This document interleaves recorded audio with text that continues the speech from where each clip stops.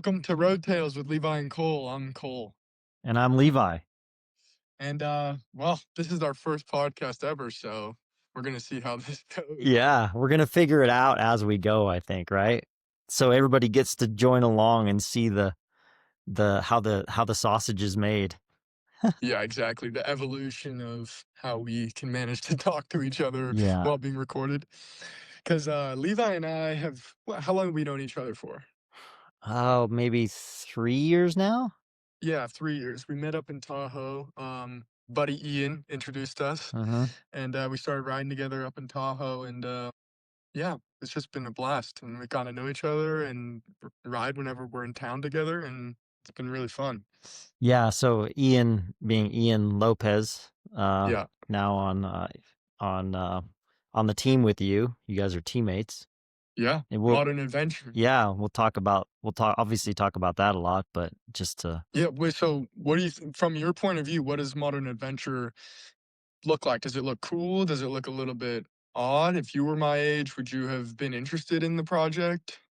Oh, absolutely. I was actually thinking about this, as we're like anticipating talking about it. And for me, I would kind of I it seems like it might be the Montgomery Bell early days of US Postal. That's how I would Yeah, equate it. So, it's and maybe even actually like a step or two ahead of that because here we are like yeah, 30 plus almost 40 years later than Montgomery Bell, which yeah. I don't know if you know this before your I time, have but no idea. You know me, I know yeah. nothing about, like, anything before the 2000s, I don't know anything Well, about. Montgomery Bell was like basically where you guys are now. It was a more of a national calendar team racing primarily in the US, but doing some international races. Maybe not quite the level that Modern Adventure Cycling is at right now, but Yeah, um like I'm trying to think of the names, like Tyler Hamilton was on Montgomery Bell. And so and then it became US Postal, and they would get into races like maybe Tour of Switzerland was like the biggest race they got into, yeah, which a big race obviously, but they weren't quite Tour de France level yet. And so yeah, it evolved into the US Postal and Discovery Channel team that we all know. And actually, yeah. I don't know if you know this, but it's kind of where Lidl Trek was actually came out of all that as well. Oh, well, yeah, I mean, it went Postal Service, and then it went Leopard Trek. Well, yeah, it was Discovery Channel, and then that formed into, the whole Astana thing happened, and Astana basically moved their sponsorship to that organization, and then became Radio Shack. But then that sort of morphed into Trek Leopard Yeah, because there was a point where Trek, the bike company, stepped in and was like, we need to make sure this is continues. yeah. And yeah, so Yeah, so if people listening don't know who you are, which, I mean, I'm sure some don't, but most people probably know who you are. Where'd you get your start? hmm. Like with from the When very did you turn beginning. professional? Like, let's start from when you started as a professional, and let's go from there. Okay, well, I started off like on a national calendar team, Yeah, primarily racing in the US. It was the actual title was Comptel Colorado Cyclist. Colorado Cyclist was a mail order catalog. This is pre-internet. This is a physical catalog you got in the mail to order all of your bike stuff. Um, and so yeah, there was Jonathan Waters was on the team with me, as you know who that is, right? Who else? I mean, there's guys I could name that. Riley Sheehan's dad, Clark. He was on the team. Yeah, yeah. So yeah, that's where I started, and then went to a bigger national team called Saturn for a couple of years, which and how old are you at this point? You're 20? yeah, I'm 20, 22, 23. Okay, so you're 22, 23. So you're my age now. I'm 22, Mm-hmm. turning 23 next year. Do you see any similarities between you and I? Are we Mm-hmm. Similar in some ways, different in some ways? How do Oh, you relate to me I now? would say you're because of your experience with the Lidl Trek development team. I'd say that you've had a lot more support, more like better access to tools and resources and people to help you um, progress. You're probably way faster than I was at that age. Yeah. So, Because I remember you gave me some pretty good advice. It was on a honestly, on a recent ride. You always give me little gems, you know? But oh, I recently appreciate you that. said that, I should take my development more slowly. I shouldn't be in such a rush to be getting so many gains every year and Uh, training more and everything. I should just be slowly stair stepping, right? yeah, I think it was the last ride we did where you were like going a little bit higher than what was prescribed for wattage. Yeah, yeah, Yeah, and that's a common. I mean, I was in that trap. I had to relearn that over and over throughout my career, all the way up until the end. Like, you know, it's all about beating yesterday's numbers, but you start to lose sight of the big picture when you do that, and it's like day in, day out for years that you have to commit, and seeing the big picture of how to be sustainable and not just grind yourself up every day. It's really important because your body actually doesn't really react to that. It's just all you do is drain it. yeah. So, Because honestly, when I was 17, 18 as a junior, I was already doing 25-hour weeks. mhm, And like now looking back on it, it's kind of like, how do you increase from there? I don't even really do 25 hours a week anymore. mhm, Like it's just as a, I, but then again, like turning pro now, you have to be so good as a junior.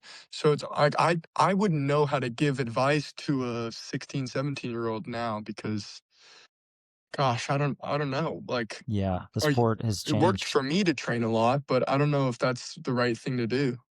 Well, and I would imagine that when you were doing those 25 hours a week, a lot of it was pretty low intensity.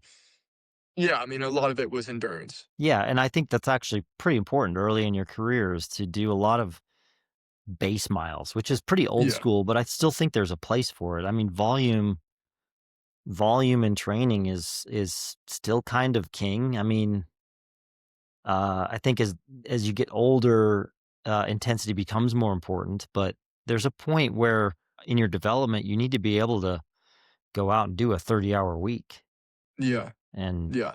survive Which it. I haven't done a 30-hour week before. I think the most I've ever done is maybe 27 or 28 hours, but Mhm, nowadays, all my training, it's like almost every day you have some sort of structure. mhm. Like maybe once or twice a week you have a general endurance ride, but everything else is just intensity, intensity, intensity. So Yeah, and it's different. that's that becomes easier as you're older and stronger and more resilient. I think they call it fatigue resistance these days. Yeah. Um, No, that's a big thing is like training fatigue resistance. So I'll do, a lot of my days with intensity are 4 or 5 hours long, and you're doing intensity in that fourth and fifth hour, which is important for mm, racing, right? mhm. As a junior, you're only racing 2, 3 hours, but when you turn pro, a lot of the races are 4 or 5 hours. Yeah, and So that it's yeah, important. especially when you get into the big races. I mean, those guys they've got full power in the last 20K of the race, and that's where it's won and lost. I think that's what makes Pogacar so good is he doesn't fatigue. Mhm. Like that slow accumulation of lactic acid over 5 hours. I don't think some of the best guys in the world have that.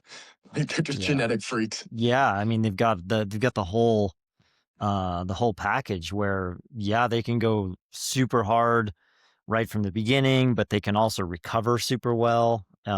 Like on the bike in a race, they can recover, and Yeah. obviously day to day, they can recover, and they can just repeat that effort over and over. Do you think off the top of your head you can remember the day in your life when you had the best legs ever? Like the best you ever felt in a bike race? Oh, yeah.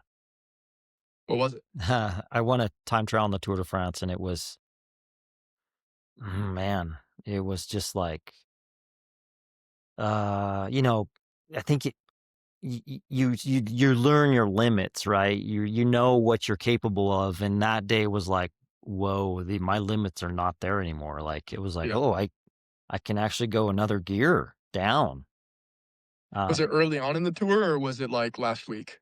it was this penultimate day, the day before Paris. Yeah, So sick. yeah. Um, Did you have a power meter back then? nope, no power meter. No power meter. So No. what were you gauging yourself on during the effort?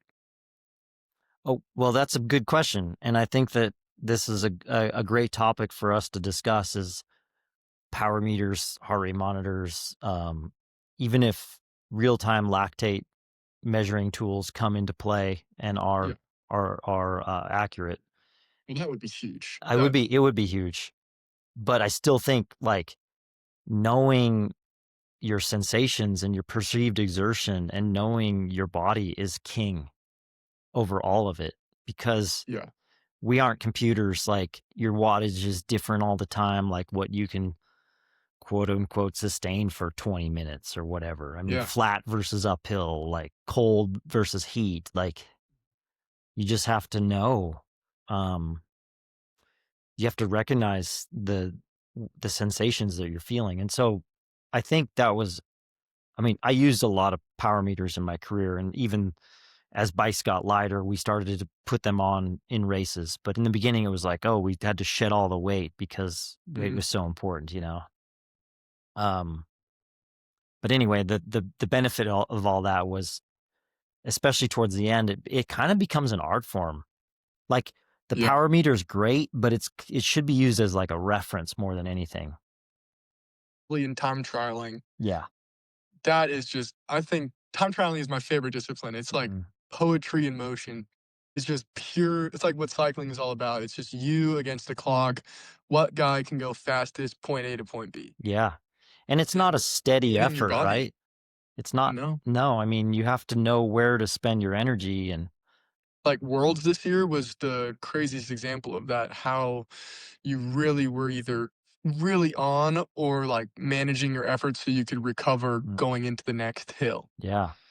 And Like you don't want to be yeah. pushing 100% down a 5% pedaling grade. That's a waste of energy.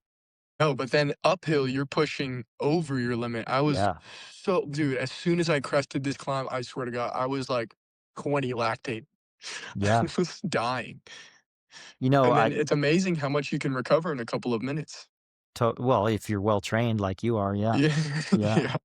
But it was I mean, the race was at altitude, so you think you're well trained, but Mhm. then the environment's completely different than what you're training in, so you just need to listen to your body Yeah, and a because power the meter's numbers not. that you're seeing, Yeah, dude, completely different than what I was doing in training. much I lower. was so much lower. Yeah. So And, that's what I mean. You have to learn those sensations of like, okay, this is, I'm feeling good. I'm pushing really hard. And if you were to look at your power numbers in that moment and not really be able to center yourself on your sensations, your head would fall off. You'd be like, "Oh my god, I'm only doing 340 or whatever it is." Like, yeah, and when actually you were doing great. yeah. So, And then conversely, at nationals, so we were training a bunch up here at my altitude camp in Tahoe, and, your numbers are lower at altitude, so I kind of had an idea of what I wanted to do at, uh, nationals. But when I started, man, I felt so good, and I was, like, 40 watts over my target, and so I was like, "Okay, we're gonna see if I can do this," and I was just staring at my power meter, and I was like, "Holy fuck, I'm on the best day of my life." mm, And my coach had targeted me to do, like, 385 for the 40-minute time trial, and I ended up doing, like, 412. mhm. But if I mean but then that's where the power meter kinda comes in handy because 'cause I'm like, it's giving me motivation Yeah, mid-race, you yeah. know? That's a great example where it can do the opposite. It can help you. Yeah, It can hurt you or help you. But yeah, knowing all those reference points of altitude and heat and cold and uphill and, slight pedally downhill, like, it helps to really know numbers and to put them at the second priority rather than how you feel in your legs and your body. yeah, yeah. Yeah, feeling comes first over all other metrics. Like, if your RPE is 10 and your power is low, then you probably know that something's wrong, right? Yeah. And I kind of Uh, wonder, like, do you see that? I mean, there was when power meters came into existence and they were like on everyone's bikes every day. There's a pushback of, oh, the riders are robots. They just stare at their power meters and then they know how hard to push. And so they're neutralizing racing, which is kind of ridiculous. Like it's to say like, oh, I'll just do 500 watts and I'm going to hold 500 watts and now I'm the best. Like, yeah, no, and funnily enough, um, I have a specific, like, screen on my before it was Wahoo, now it's Hammerhead. But, in racing, I don't look at my power or heart rate, mhm, especially not heart rate. mhm. Dude, I do not wanna be suffering on the wheel and look down and see I'm at 195 heart rate. Yeah, That would track me, yeah. you know? Oh, I gave up Um, heart rate like so long ago because it's just yeah. like, I didn't find it really that helpful because when you're fit, in like early on in a training session or a race and you're fit, it's really low. Like you could be going all out and it's not coming up and you're like, well, what does that mean? Does that mean I'm tired? Because that's what happens when you're tired. But it also Mhm. happens when you're fit. Did you have heart rate data from, like, the 3rd week of a Grand Tour? No, No? no, but it would be I would imagine that it very was low. Yeah. like, you're probably maxing out at 160, Well, I think it would slowly depending come on up like towards the end of the stage where it got really important. If it was a hard stage, I think it would actually come up. I mean, the third week of a Grand Tour, which you'll find out someday, like you feel absolutely horrible off the bike. Like if you get to your hotel and there's not an elevator, it's the worst thing ever. You're like, there's no elevator and my room's on the third floor. So like you're just suffering in existence. Like sitting in a chair hurts. Like you start the stage and the race starts going fast, it hurts. And the only time you feel good is when like, okay, the race is on, it's do or die, like, your top 5 or whatever, and you're trying to hold on to your place and it's full gas and the race is exploding. You have the adrenaline. That's the moment you feel good. And that's it. It's kind of miserable. So yeah, I think that your heart cycling rate, is misery. it doesn't come up until that point. Yeah. Do you okay, so let's switch gears a little bit. Do Hmm. you remember when you first got to Europe and started racing, that first, like, "Oh, shit" moment that you were in the deep end? Hmm. Off the top of my head, like, I mean, it was a completely different experience. yeah, so, I mean, I went to Europe throughout the progression of my career. In fact, I went to Europe as an amateur. I just went and lived in a hostel in Belgium as an Really? amateur, just Okay. because I was like, I need to race as much as I can at a pretty high level, uh, as affordable as I could. And so live in a hostel, no car, ride my bike everywhere, ride to the races, do the races, ride home. So all the way from that to being on like national level teams that would go to Europe once in a while and do 2 or 3 races. And then, yeah, I eventually became, I was on US Postal, the World Tour level. So I don't know if there was one moment where it was like I made such a jump and it was like in quote unquote in the deep end, but I do remember my Yeah. first world championships like prior to joining US Postal, and that was like, oh man, that felt like this is a level that scares me. Yeah. Yeah. Mine was, first race as a junior in Europe. I had only had experience in America, and that year was really my first year racing road bikes at all. Like, I was 18, had just won nationals, the time trial nationals as a junior. Your first year racing a bike? Yeah, because the year before was COVID. Yeah, but your first year There were racing a bike, you were national champion? yeah. Oh, okay. So, Yeah, that's I thought it normal. It's totally I thought it normal. was gonna come easy. Like, I thought it Yeah. was gonna be so easy. I was like, "Shit, dude, I'm a fucking prodigy, like, what the fuck?" Yeah. No. No, no, no, first race, I got my head bashed in. Yeah. It was Valrome. I was racing against Lenny Martinez, Kian Utebrooks, Romain Gregoire. Mm. all these amazing guys, and we were going up the Col de Colombière, 50-minute climb. Yeah. We come into the bottom of this thing, dude, 2 minutes in, I'm way over my VO2, like, I'm suffering. 5 minutes, I'm shelled. Yeah. I'm like, "What?" And these guys are just dancing up the climb.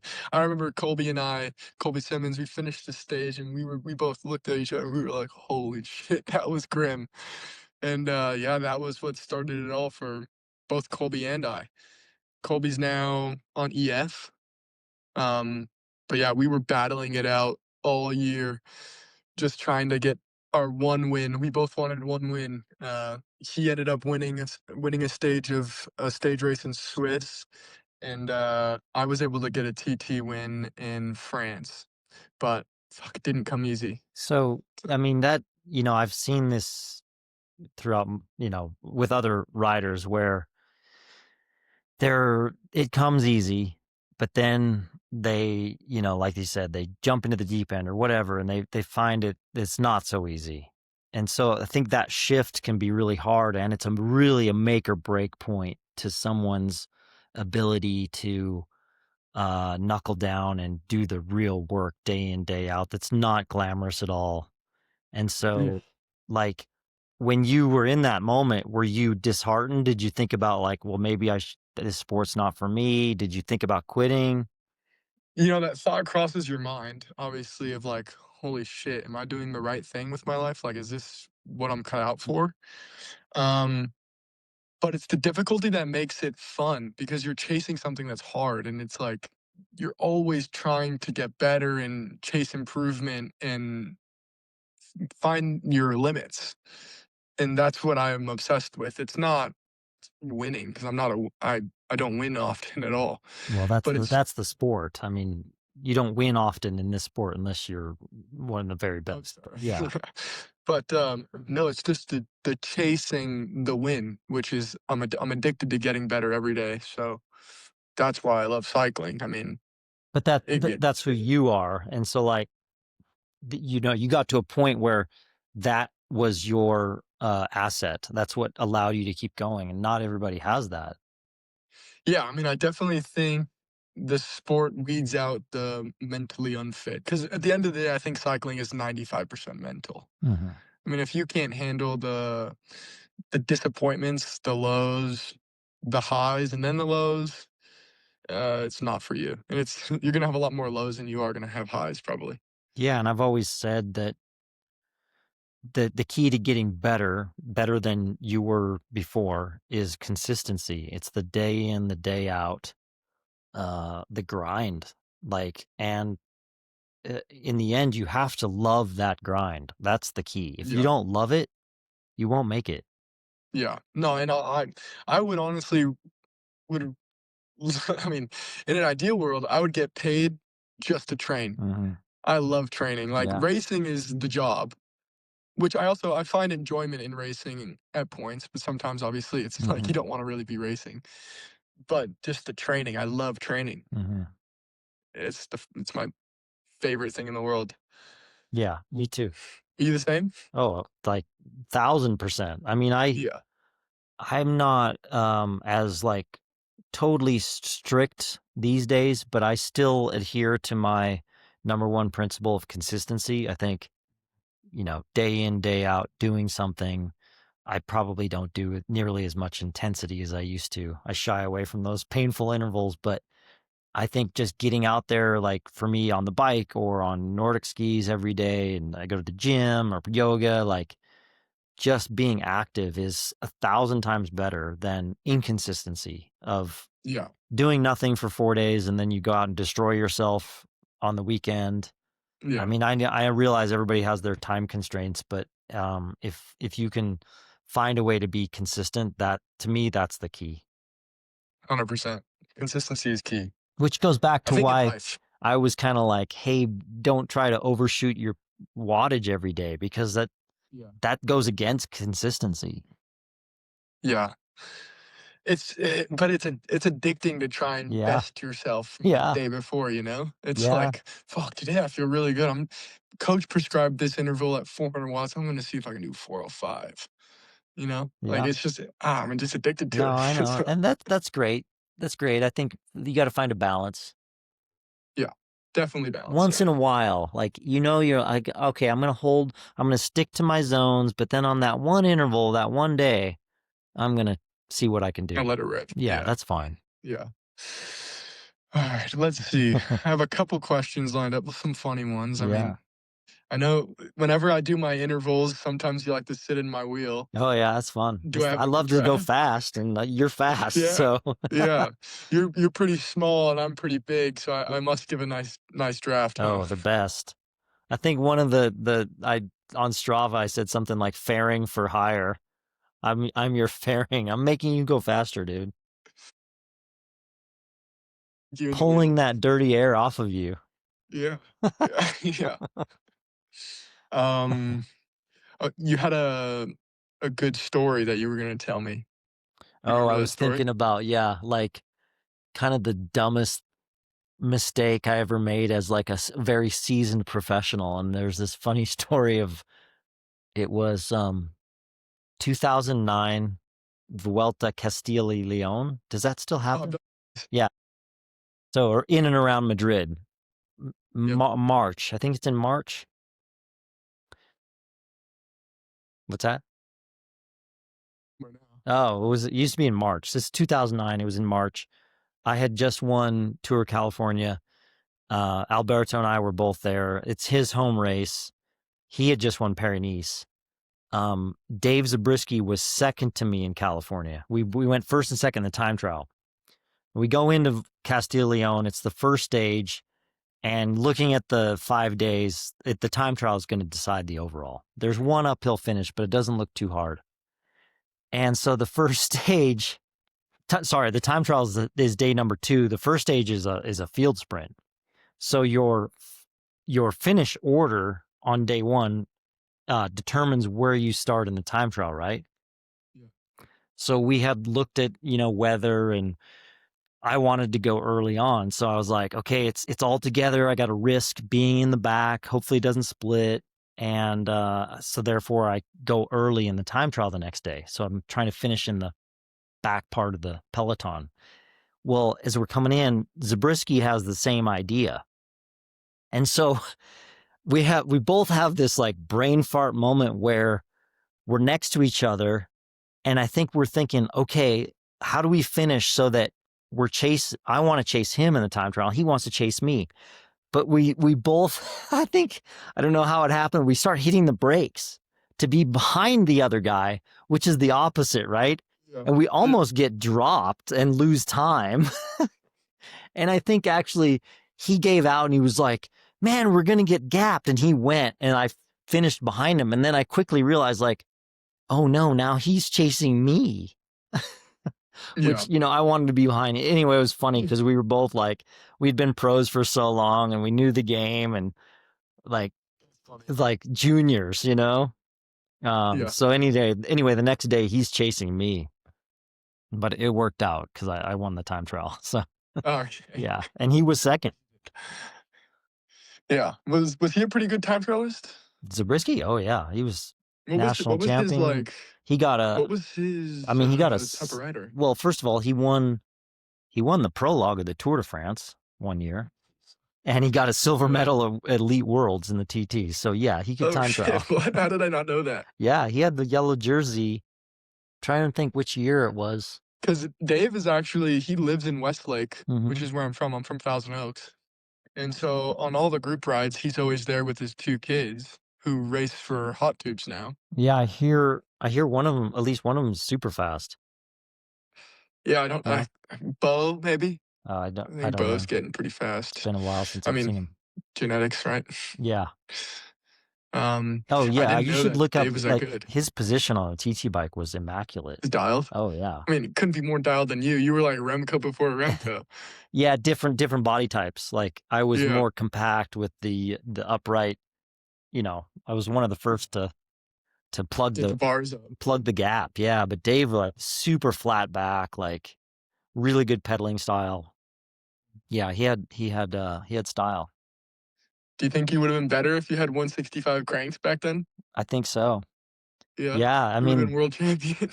like all the things these days that you see in cycling, like the high carb and the bicarb, like that's all. Yeah, you guys didn't do bicarb there either, huh? Actually, bicarb was before my generation. Like it went away for my generation. We didn't use it, Really? but yeah, like in the '80s, that was a thing. They would like shovel in baking soda. But yeah, like so. Anyway, back to the crank arm thing. Nobody really ever put the effort into exploring crank arm length. And recently, I think I was telling you, I tried shorter crank arms, and for me, it's like it's kind of like a damn it moment where I wish I had been on shorter Yeah. cranks, because I raced my entire career on 172.5s. I'm 170 centimeters tall. Mhm. Like it's not great for someone my height. Mhm. Yeah, I recently just changed too from 175 down to 170. I don't know if it was the cranks that were messing me up, but for the last month, I've felt so shit on the bike. Like Really? something was wrong. We finally found out that the rails on my saddle weren't flush with the clamp. So my saddle was like this. So my entire hips were like shifted and oh man, How I come had I to like didn't notice that following you like a couple weeks ago?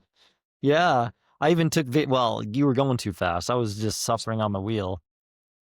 but yeah, so I was having hip pain, hip flexor pain. I Yeah. was cramping on training rides, which never happens. And so finally we figured that out and got it fixed. And now this last week I've been feeling great. So So I what do you think think of short with cranks? I mean, you're tall. What are you, 2 meters? 198. One, yeah. And you're on Yeah, 165s now. No, 170s. Yeah, 170s. that makes sense. Yeah, and they feel all right. It was a bit of relearning kind of where I needed to put the power down in the pedal stroke Mm-hmm. because I was so used to having these long levers Mm-hmm. where I was just like, but now it's a bit more, feels more like a circle, kind of. Yeah. So Easier. it's just, yeah, feels like I'm more on the power of the whole pedal stroke. Yeah, so I put on 165s at first, and then I went to 160s, and then I hopped on my gravel bike after being on shorter cranks for like 3 weeks, which still has 170s, and I just rode it down the street, and immediately I could tell that I had to wait for the pedal to get past top dead center to a certain point before I could apply power. And I'm like, oh yeah, that doesn't make sense. Like with shorter cranks, I can start pushing like way sooner, and my knee flexion, my hip flexion is way less, so there's more leverage in my legs. I know there's less leverage in the crank at 3 o'clock, but compared to what's powering the crank, having more leverage, it's way better. So I'm excited to see how it feels like in racing. I'm sure it's probably not even going to be noticeable, to be honest, but Yeah, I feel like after you've ridden them for 2 days, like you're used to them already. yeah, So yeah. This podcasting is hard, dude.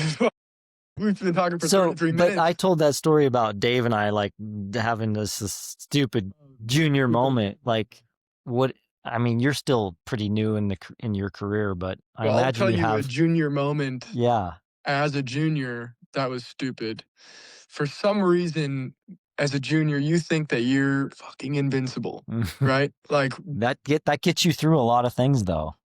it does, but also in training, you shouldn't be racing down every descent like it's your last descent ever. Mm-hmm. I'll tell two stories. In training back at home in Malibu, my buddy Colby, we were both there and we were gonna go for the KOM down Decker Canyon. Oh yeah, I know that one. And man, I have never gone downhill faster. Actually, the next story, I'll tell you the only other time we've gone downhill faster. But anyway, so we're going down this hill. We're taking every risk possible. We're crossing the double yellow. We're taking every apex. We get the KOM by the bottom. Nobody crouches. But we're, like, on PCH, we turn left on PCH, and we're, like, looking, making sure that we got the KOM, and fucking Colby runs into the back of a pickup truck parked on the side of Oh, PCH, and I just thought it was ironic that yeah. we crashed, or that he crashed, not on the descent, but after checking to see if we got the KOM. Yeah, that is So funny. that was a pretty dumb But moment, that and reminds me, then like, in races, most of the crashes I saw were in moments where you're not paying attention, where yeah. everyone's guard is down. Like, I saw a lot of crashes in neutral zones. People Oh, dude, people I think talking to that's each other. Like, towards the end of my career, I was like, okay, there is no more looking side to side. You can talk to somebody and not look at them, because I saw a yeah. lot of crashes where people were like face to face talking and not watching where they're going. And, so I forget what race I was doing, but, Alex Kirsch was there. I was racing up.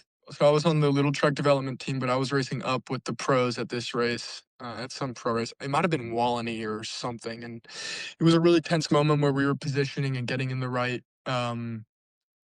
spot in the peloton for some crucial moment. And I was looking back to make sure that the guys were on my wheel because I was doing the positioning.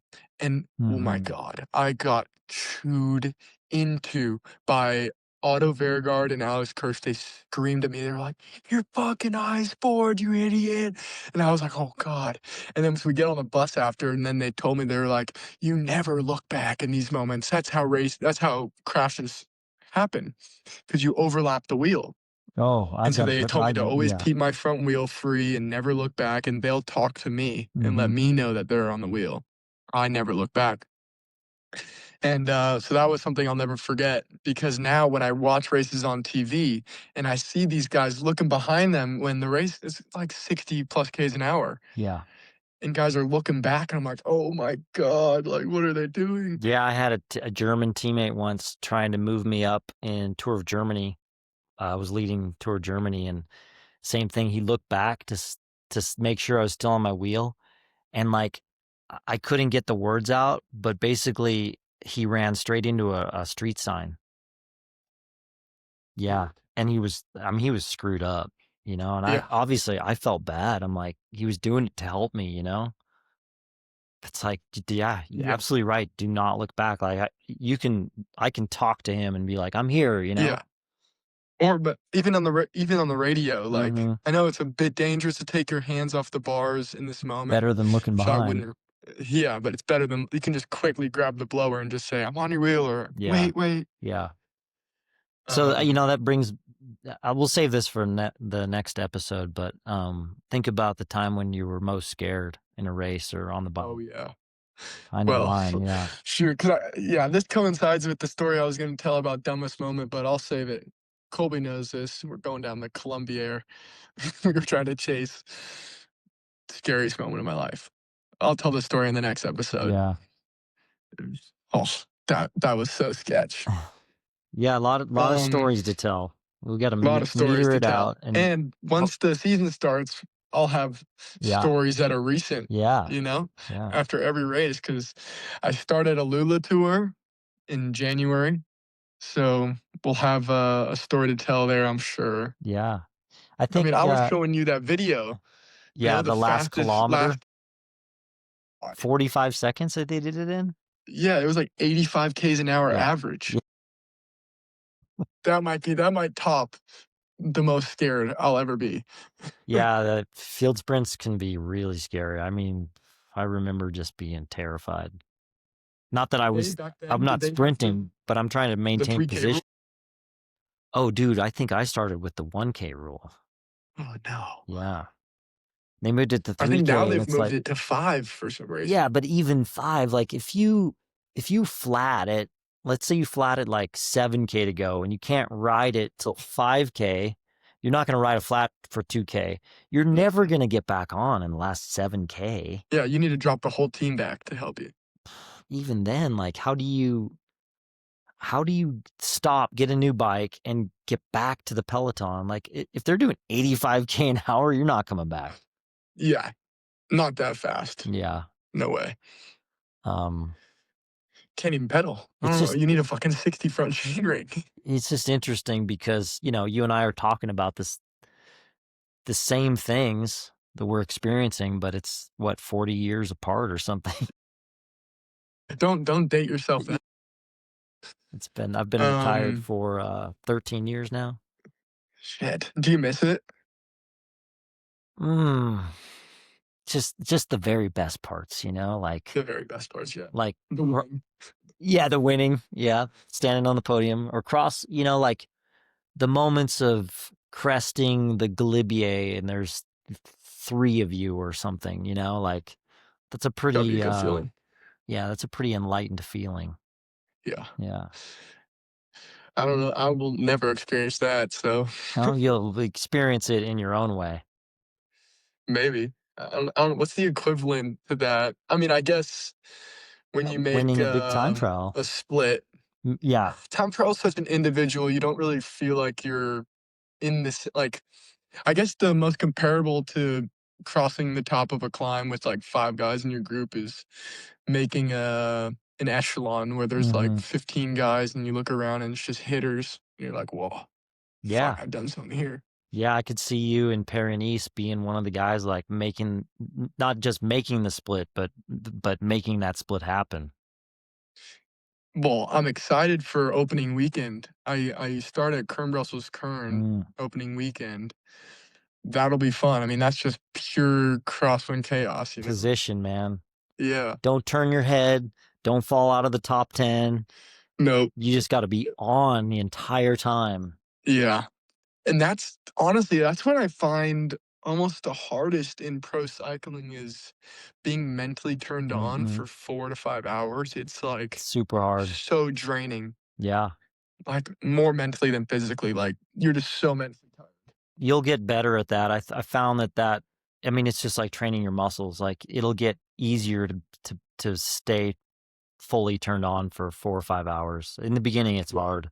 Your Yeah, brain's it's not really hard. used to it. It's like you got to train your brain for sure. Yeah, because dude, racing is so different now. Like there's not even T stops anymore. Hmm. You, like it used to be, I'm sure in your era, there was everybody would stop, pee, diddle Mm. daddle, like It's pretty rare. I think it's, like it definitely kept evolving to just more competitiveness. Like the mhm. races are closer. Everybody's training really well and eating really well, and like although those little truces have disappeared, but it was definitely there in my career too.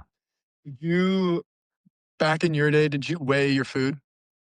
I mean, I think I tried for a little while. I was like, this is way more energy than it's worth. So, But uh, you were still able to get to your, like, peak leanness and, like, top um, shape? well, first of all, I think I was lucky in the sense that I've got pretty high metabolism. I didn't put on weight, Mm, but there was times when I lost too much weight and I sucked. yeah, Yeah. because the new craze now is fucking everybody's weighing their food, like, Hmm. juniors. I see kids that are 16, 17, 18 weighing all their food, and Yeah. it's fucking November. Yeah. What are you doing? Yeah. No, I think that's more stress and more energy than it's worth. I think Way too learning, again, going back to perceived exertion, learning like how your digestion is doing and when to stop eating and eat slowly and how to eat healthy and also like you're human. I mean, you got to treat yourself once in a while, like yeah, have a dessert here and there or whatever it is. Like that's way better for your mental health and your overall well-being than being super stressed out about grams and weighing your yeah. food. Like it's kind of impossible to really track your calories that closely. Yeah, unless you do some, like, a breath test to see how many calories you lose in every breath, you know? Yeah.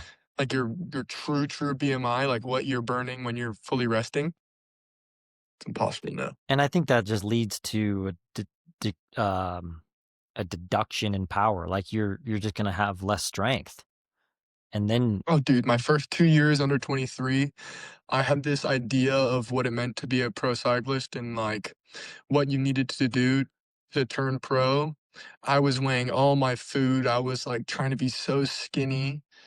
I got really skinny, but I fucking sucked, and I was getting yeah, sick so much. the goal isn't to be skinny, the goal is to be fast. Right? Yeah. Yeah, Yeah. and for some reason, we think or some of us think that being skinny means you're fast, Mhm. but I've found that it doesn't. Those two don't necessarily correlate. Yeah, and a lot of times if you just focus on, training well, eating well, sleeping well, and don't worry so much about the weight, and you get strong and fit and fast, then you're automatically like skinny or fit or ripped or Yeah, whatever the term is. Like yeah, yeah. it Talk goes, about a guy who's always freaking lean though is Ian. yeah. Have you seen this guy?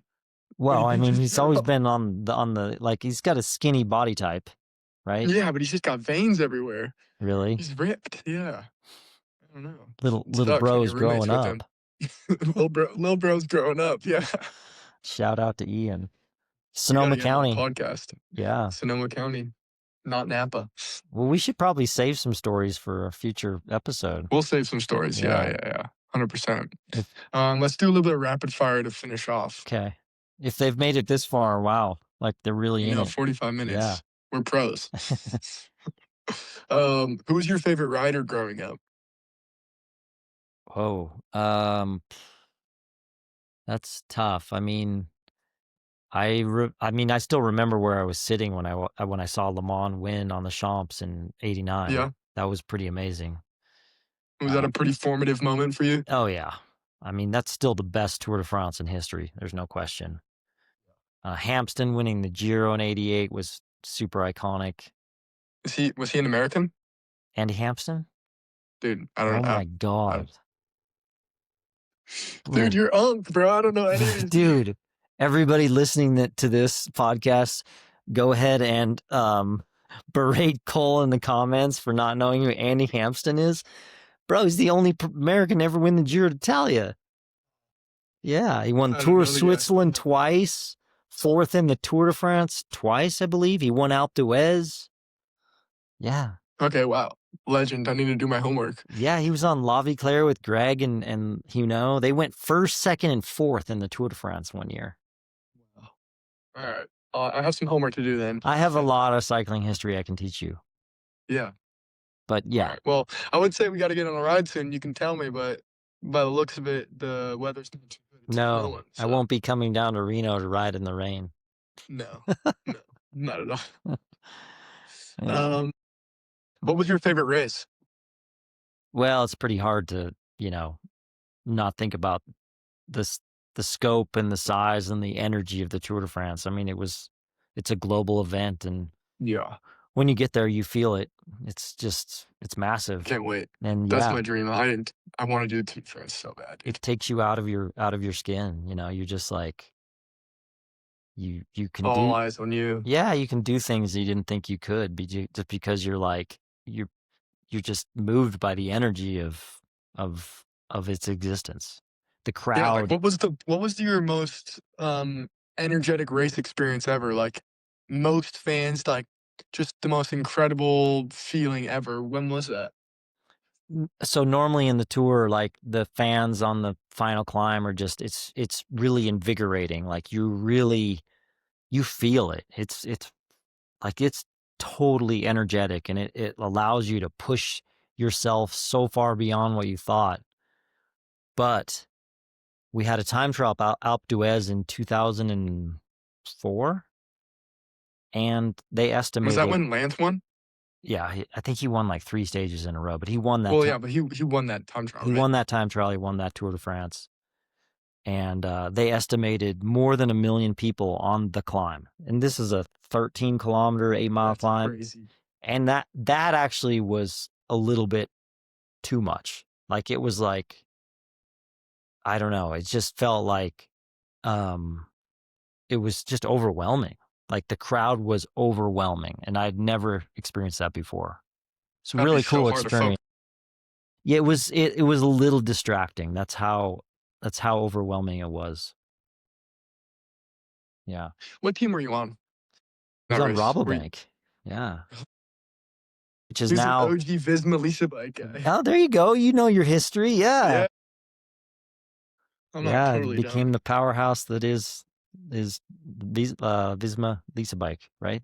Is that Yeah. what they're still that for the I think that's 2026? his right name, man. Yeah. Visma Lisa bike. Yeah. What about you? Oh, what's my favorite race? Yeah, what's your favorite race so far? Oh my gosh. So this year, the under 23 Roubaix Mm, was on the same day as the elites. nice. So all the fans were already at all the Yeah, sectors. yeah. That was incredible. That was the best experience on a bike I've ever had. Where can I ask where?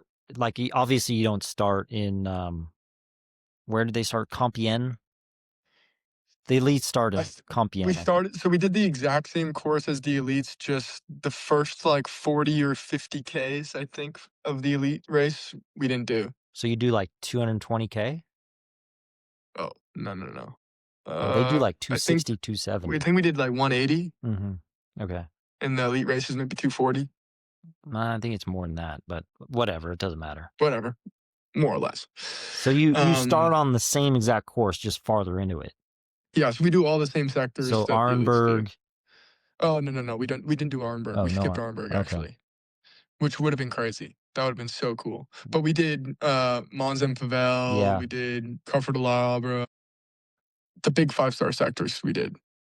But dude, the fans are just it's just deafening. Yeah. Guys are, like, throwing beer, you're just getting sprayed by shit, you don't even know what it is, Mhm. and you can't even hear yourself think.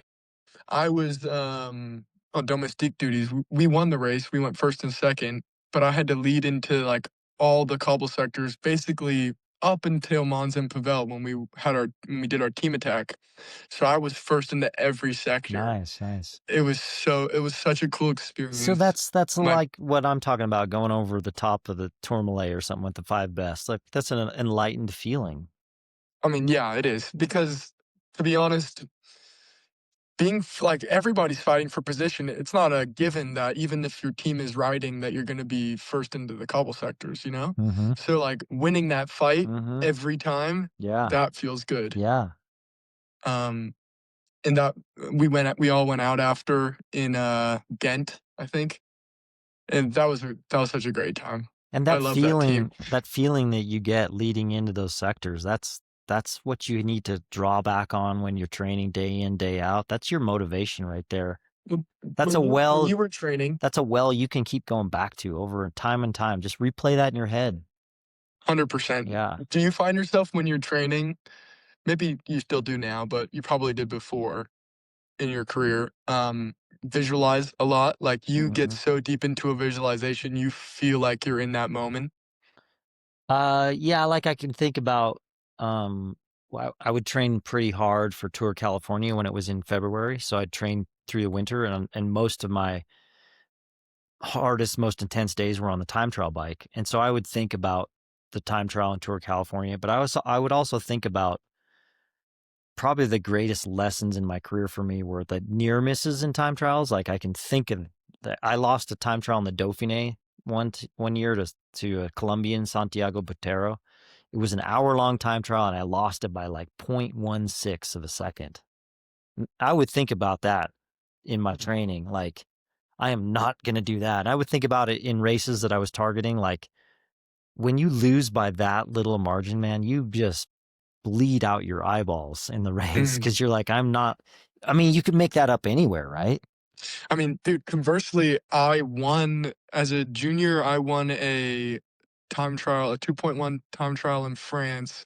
I won it by point 0.1 second from a teammate, Mhm. Alex Gustin, and I couldn't believe it. I was like, "There's no," like, thank God I sprinted my ass off for that finish line. If I hadn't, I would've lost, Yeah, you know? yeah, It's and crazy. yeah, I've been on the other side of that too. But I think you learn a lot more when you lose by that much because I won a time trial like by that much as well, and it's Yeah. just like, phew. Were you ever national champion? TT national champ? Yeah. When I was still like domestic, Mm, 1999. mm. Yeah, And and how about road race? yeah, I won road when it was in Greenville on George's home turf there on Paris Mountain. Which you Oh, guys really? did you guys ride that in your training camp? And honestly, I can't remember. It's a great. I imagine. We went up a pretty big climb. It was a great course. We did laps on Paris Mountain, and one year it was 2007. I won. Mm. Yeah. Wow. You have such a big palmares, you don't even put that on there, dude. What Elite Road or whatever? Double national champ, bro. Pro TT, pro road race. I don't think there's many guys that have been both. Yeah, maybe not. Yeah, dude. Yeah, That's a you're good. in That's a some fine good. company there. Yeah.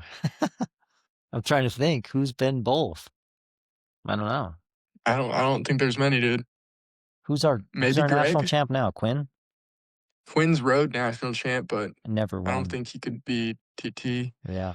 The only other guy that I think could probably do it would be Brandon. Oh yeah. He's not. He He's hasn't never won. he's never won road. Well, that's a good exercise. If someone listening knows the answer, Yeah, let us know. let us know if anyone else is. Imagine you're the only guy. There's no way. You got to put that in your Instagram bio before the TDF stage win, before the podium, before all this stuff. The only American to have won both. Yeah, can't be true. I'm trying to win. So I've been junior, I've been U23 TG champ. If I could win the elite race this year, that'd be pretty cool to do the triple. Oh, you'll get there. Like, think of all the years you've got to do it. I know, but there's so many talented guys, man. Yeah, Brandon. Like Brandon. Well, it's kind of just Brandon. Yeah. I mean, yeah. I mean, Magnus is pretty good. Yeah. But once Brandon retires, it'll be Asher's Green for me. Maybe, maybe you'll catch up to him. You don't know. Dude, Brandon's pretty good. Yeah, well, don't set limits for yourself. Yeah. All right. Well, this has been great. Yeah. Thanks, Levi. Yeah, thank you, and look forward to the next one. I hope that somebody made it this far and they have questions. Like, it'd be great to answer if you guys have questions, let us know on, I don't know, Instagram? Yeah. I think Instagram. DMs are open. And a lot of stories to tell, so just needed somebody to unlock it in here. Exactly. And we'll set up a schedule. We try to consistently post on a certain day of the week. We'll see how it goes. Yeah. We'll fit it around your schedule. You're busy. It'd be fun to check in and see how you're progressing though. That's gonna be interesting. It'll be fun. Yeah. It'll be good. All right, guys. Thanks for putting this together, Cole. Oh, no problem. Yeah, it's a pleasure. My pleasure. Yeah. Make sure to follow the Road Tales Pod on Instagram. We'll post some clips there, and that'll be where you'll get updates. Follow Levi on Instagram. What's your handle? Levi Leipheimer. Yeah. Yeah, you might have to Google how to spell it. Just type up Levi and it'll probably come up. Yeah. Follow me on Instagram, Cole Kessler. And anything you want to promote? Your Fondo? We have future episodes to talk about that. Just wishing everyone a happy new year. Yeah, happy new year, guys. This is January 1st. Yeah. So 2026. 2026 will be amazing. Yeah. Thanks, Cole. Thanks, Levi. Appreciate it. Talk to you later. Take care.